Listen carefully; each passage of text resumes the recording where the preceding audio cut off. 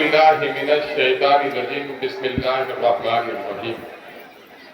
واعتصموا بحبل اللہ جميعا ولا تفرقوا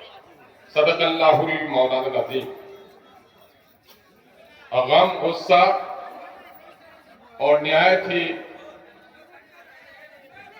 پرمذمت اور غلط کردار کے انسان کے خلاف آج کے اس احتجاجی جلسے کے صدر باوقار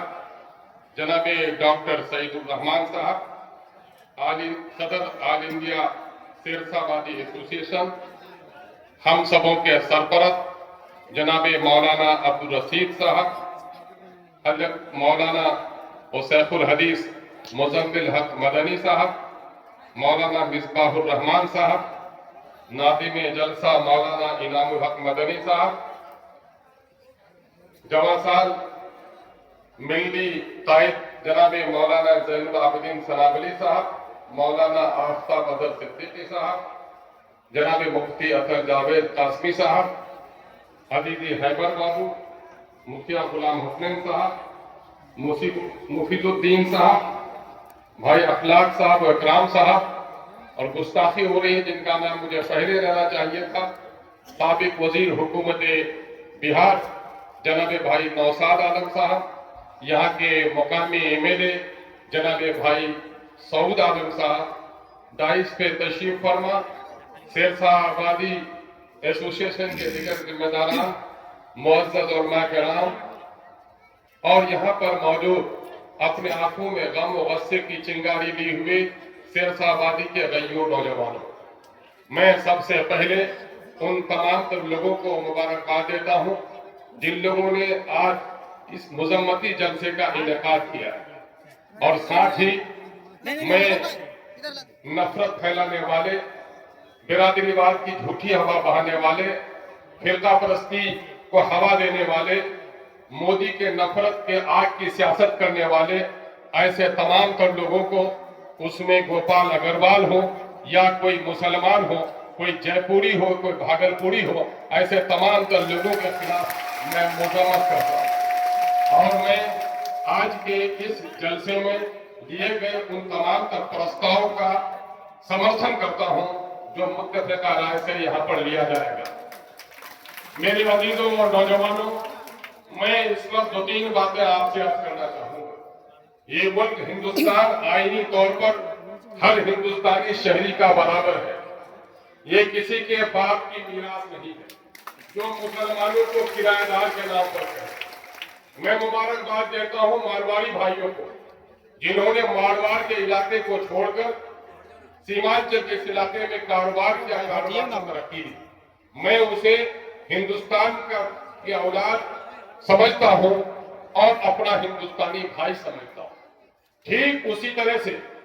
جس طرح سے ویسٹ بنگال کے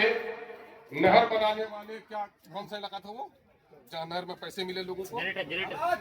بنگال میں،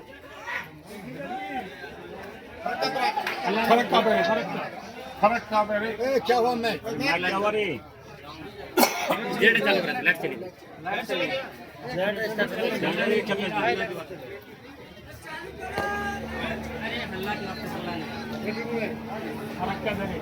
فرقہ بیریج میں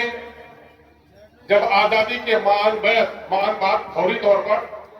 جب وہاں کے سیرسا آبادی بھائیوں کو ان کی زمین فرقہ بیریج کے لیے دی گئی اور ان کو اس زمانے میں 2 سے 3 ہزار روپے فی بیگھا معاوضہ ملا،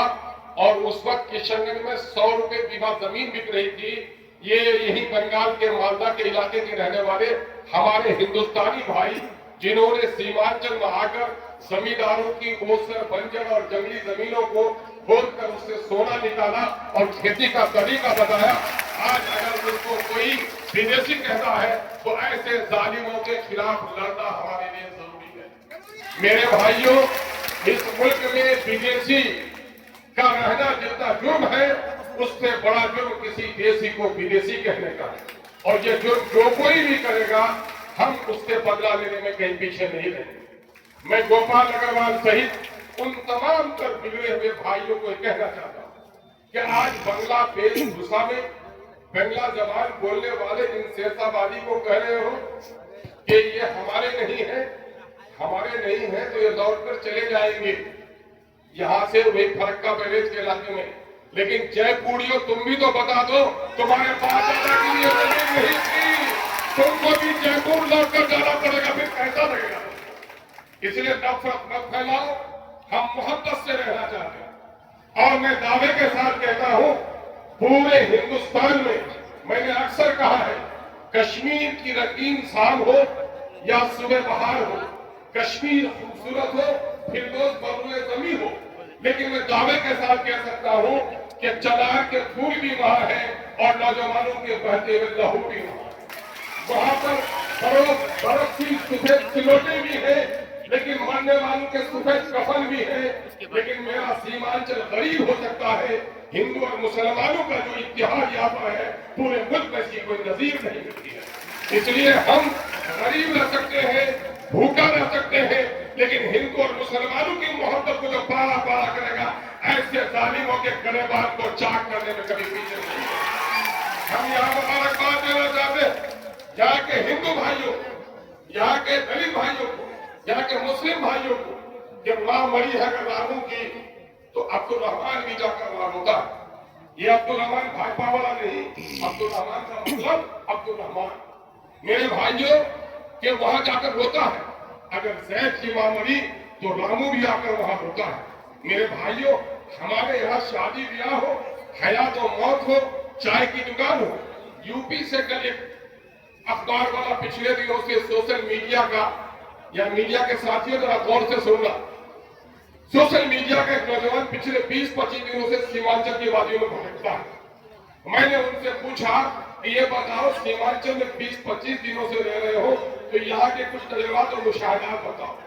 کچھ بات انہوں نے بتائی، انہوں نے کہا الحمدللہ یہ علماء کی بڑی تصویر پڑھا دی۔ میں نے کہا یار مجھے معلوم ہے۔ اس نے دوسرا جملہ کہا کہ میں نے علماء تو دیکھا مفتی احمد جاوید کافی صاحب تھے، لیکن مسلمانوں کی بستیوں میں بے پردگی بھی دیکھی جس پر مجھے ندامت ہوئی۔ لیکن ایک بات جو انہوں نے کہی وہ یہ کہی کہ میں یو پی کے مظفر نگر کا رہنے والا ہوں، لیکن میں سیمانچل میں 20-25 دنوں سے ہوں، ہوٹل میں بیٹھتا ہوں، چائے کی دکانوں میں بیٹھتا ہوں، بستیوں میں جاتا ہوں، ہندو اور مسلمان جتنا مل کر یہاں رہتا ہے پورے سنسار میں اس کی کوئی نظیر نہیں۔ میرے بھائیوں ایم ایل اے سے گوپال اگروال صاحب یہاں سیمانچل کے غریبوں کی آمدنی کیسے بڑھے، یہاں اسکول کیسے کھلے، ہاسپٹل کیسے کھلے، یہاں طیب پور میں پل کیسے بنے، کبھی فکر نہیں ہوئی۔ اور آج جب یہی کے لوگوں نے عزت دی ہے تو بھاجپا میں جانے کے لیے بھاجپا کے نفرت کے سوداگروں کی زبان بول رہے ہو۔ اب بھی کہتا ہوں توبہ کرو اور معافی مانگ کر پھر سماج کا دشمن ہوگا، ورنہ نہیں تو میں آپ کو کہتا ہوں دو باتیں میں کہوں گا۔